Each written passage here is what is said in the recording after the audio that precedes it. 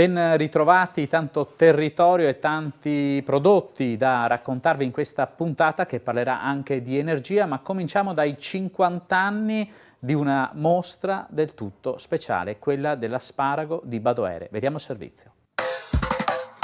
Si è aperta tra rulli di tamburo e un timido sole l'inaugurazione della 50esima mostra dell'asparago di Badoere IGP, che ha tagliato il nastro lunedì 1 maggio in presenza del presidente della regione Luca Zaia. Una mostra che compie 50 anni, ma che sembra più giovane di quando è partita.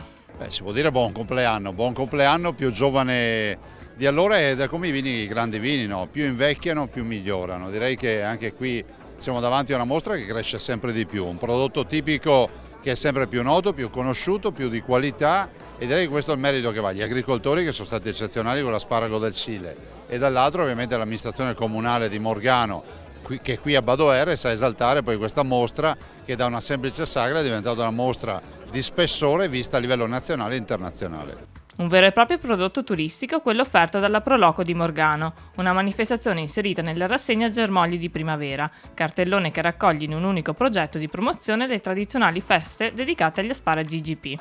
Ma sì, e le Proloco se non ci fossero bisognerebbe inventarle. Io lo dico da sempre, sono il motore della promozione dei territori, quei territori che piccoli, magari per qualcuno anche insignificanti, ma non per noi, che se non avessero avuto le Proloco, che poi sono un gruppo di volontari, cittadini che amano il loro paese, che valorizzavano questi posti, magari oggi, ancora oggi, molti non li conoscerebbero. Pensate cosa è stata la promozione del Proloco a Badoere, piuttosto che a Zero Branco, o quello che è accaduto con il Prosecco, con la primavera del Prosecco, e molto altro ancora. Dietro ad ogni prodotto tipico c'è una Proloco, c'è un gruppo di volontari. Testimonia d'eccezione la trevigiana Elisa Silvestrin, volto noto di Rai 1, scelto dalla Proloco di Morgano per rappresentare le eccellenze della marca in tutta Italia. Oggi faccio la madrina di questa manifestazione e sono davvero molto orgogliosa di poter dare anch'io il mio contributo alla mia terra.